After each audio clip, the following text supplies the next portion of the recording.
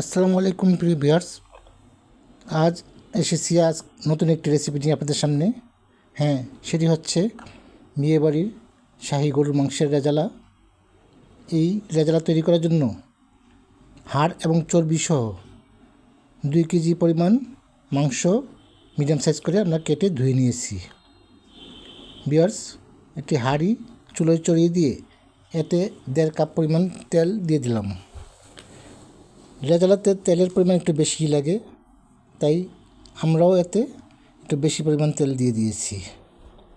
গরম মশলা দিব।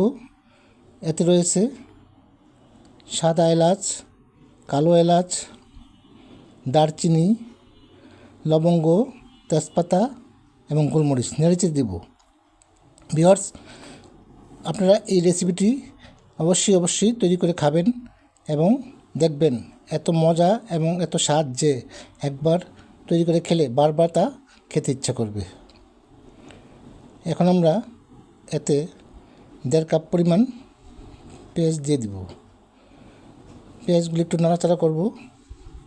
তো যা বলছিলাম ভিউয়ার্স, এখন আর বিয়ে বাড়ির রান্নার খাবারের জন্য অপেক্ষা নয়, ঘরে বসেই আপনি এই রেসিপি দেখে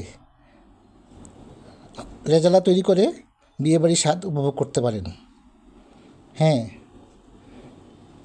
ভিউয়ার্স, এখন এতে রসুন বাটা দিব 2 টেবিল চামচ পরিমাণ, আদা বাটা দিব 2 টেবিল চামচ পরিমাণ। এগুলো এখন একটু নেড়েচেড়ে দিতে হবে। নেড়েচেড়ে দিয়ে আমরা কিছুক্ষণের মধ্যেই হলুদ গুঁড়ো দিব 1.5 চা চামচ পরিমাণ, মরিচের গুঁড়ো দিব 1 টেবিল চামচ পরিমাণ, ধনিয়া গুঁড়ো দিব 1 টেবিল চামচ পরিমাণ, জিরা গুঁড়ো দিব 1 টেবিল চামচ পরিমাণ। নেড়েচেড়ে দিব।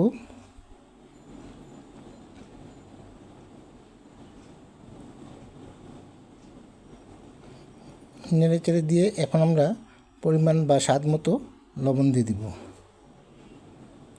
এরপর নেড়েচেড়ে দিতে থাকব।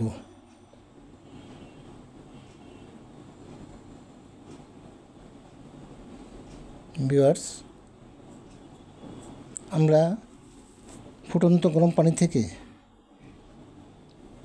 1 কাপ পরিমাণ গরম পানি এতে ঢেলে দিয়ে মিশিয়ে দিব।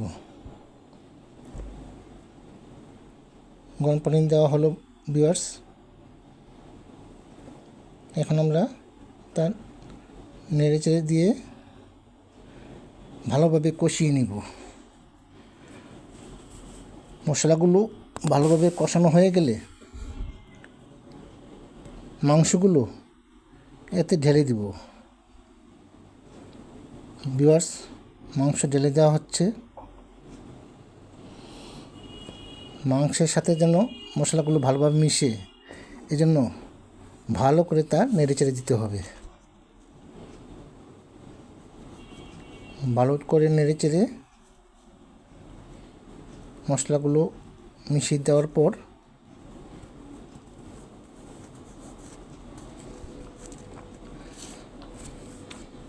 তা কিছুক্ষণের জন্য ঢেকে দিব।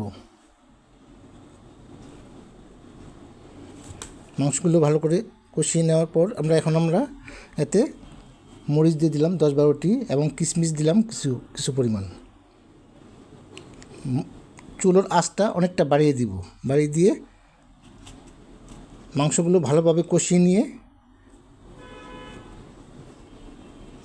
তারপর আমরা ঢেকে দিব। ভিউয়ার্স,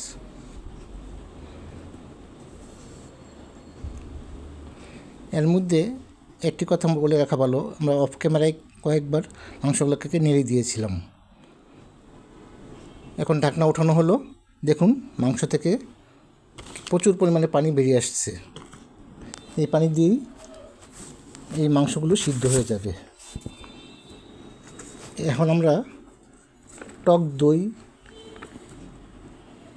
পোস্ত দানা, বাদাম বাটা এবং পেঁয়াজের বেরেস্তা একসাথে মিশিয়ে পেস্ট করে মাংসের সাথে মিশিয়ে দিয়েছি। এখন তার নেড়েচেড়ে ভালোভাবে নেড়েচেড়ে চুলার আঁচটা একটু কমিয়ে দিয়ে ঢেকে দিব, কমপক্ষে 20 মিনিট দমে রেখে দিব। ভিউয়ার্স,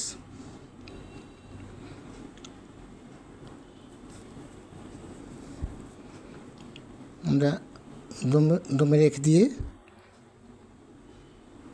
এখন দেখুন কত সুন্দর হয়ে গেছে। এখন আমরা এতে 1 টেবিল চামচ পরিমাণ কেওড়ার জল দিয়ে দিব, তাতে করে ঘ্রাণ আরও বৃদ্ধি পাবে। ভিউয়ার্স, দেখুন মাশাআল্লাহ কত সুন্দর আমাদের এই রেসিপিটি তৈরি হয়ে গেল। আমাদের এই রেসিপিটি দেখে আপনারা অবশ্যই নিজেরা বাসায় তৈরি করবেন এবং খাবেন। ভিউয়ার্স, আমাদের এই রেসিপিটি কিংবা ভিডিওটি দেখে আপনাদের যদি ভালো লেগে থাকে তাহলে অবশ্যই আমাদের এই চ্যানেলটি সাবস্ক্রাইব করতে ভুলবেন না। পাশাপাশি আমাদের এই চ্যানেলের সাথে ফেসবুক পেজকেও লাইক, কমেন্টস এবং শেয়ার দিয়ে পাশে থাকবেন। আবার আপনাদের শুভেচ্ছা এবং ধন্যবাদ জানিয়ে আগামীতে কোনো ভিডিও নিয়ে আসার অপেক্ষায়। আসসালামু